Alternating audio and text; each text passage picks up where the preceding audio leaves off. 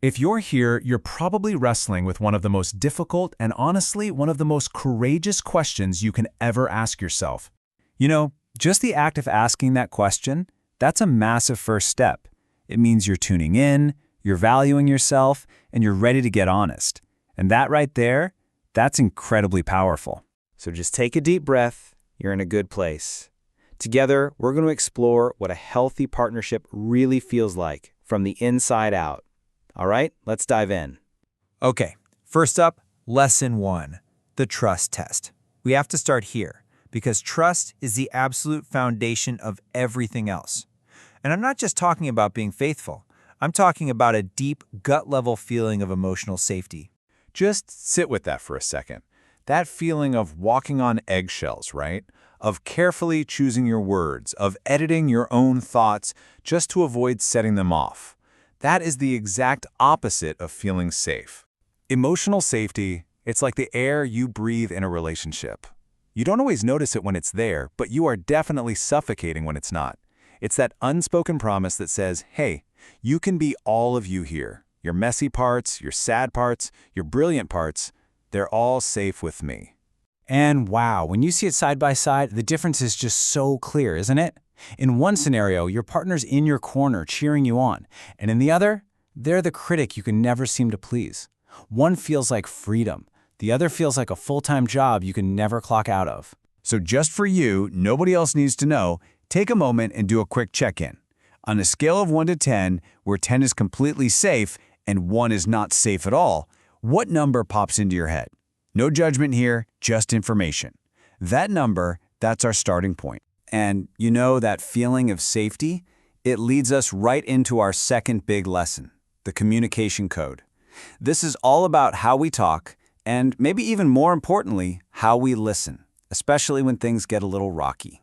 You know that feeling? Like, if you want to bring something up, you have to spend the whole day planning your opening move, anticipating their defense, just to avoid an explosion.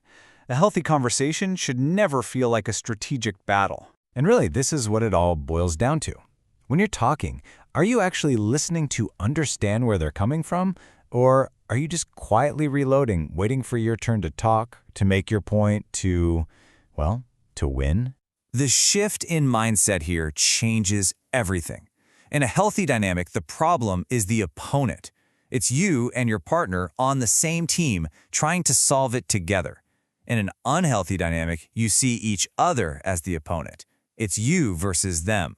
Because let's be real, conflict is gonna happen. It happens in every single relationship. The sign of a truly strong bond isn't that you never fight. It's that you know how to repair things afterward. It's about being able to say, okay, that was awful, but we are more important than this fight. That repair, that's where the real magic happens. Think about it. Go back to the last argument you had. What was the unspoken goal in the room? Was it about proving you were right, or was it about finding your way back to each other, even if it was messy? Your honest answer to that question says so much. Okay, that brings us to our third and final lesson for today. This is a big one. It's about the beautiful, essential balance between me and we. We'll call it the principle of two whole people. This question gets right to the heart of it. Does being with your partner make your world feel bigger or smaller? A truly great partnership should encourage you to grow, to expand, to become even more of your amazing self. This is what we're aiming for. Interdependence. It's not codependence, where two people kind of melt into one and lose their own identities. No, this is two complete, whole individuals who choose to be a team and build a life side by side. Let me put it this way.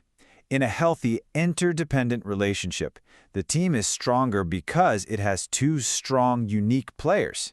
In a codependent relationship, being an individual is often seen as a threat to the team itself. Let's finish this lesson on a really positive thought. Can you think of one thing, could be big, could be small, that's just for you? A hobby, a career goal, a friendship, that your partner is genuinely your #1 fan for. A healthy partner is the president of your fan club. So, okay, we've talked about trust, communication, and individuality.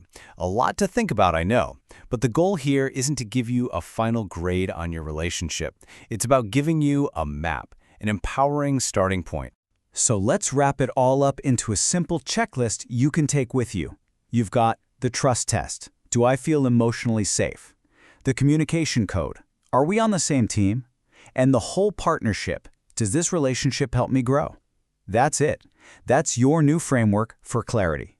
Please really hear this next part. Seeing the areas that need some work is not a failure. Not at all. It just means you finally have a map. It's like turning on the GPS. Now you know where you are and you can start making conscious choices about where you want to go. And I want to leave you with this truth. Let it really sink in. You absolutely deserve a partnership that feels like a safe harbor, a place that makes your life bigger and brighter. This is not some impossible fairy tale.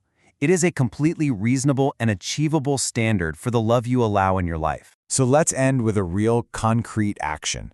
What is one small thing you can do today to move toward that reality? It doesn't have to be some huge dramatic gesture. Maybe it's just being honest with yourself. Maybe it's setting one tiny boundary. Whatever it is, what's your one small step? Your journey starts with that.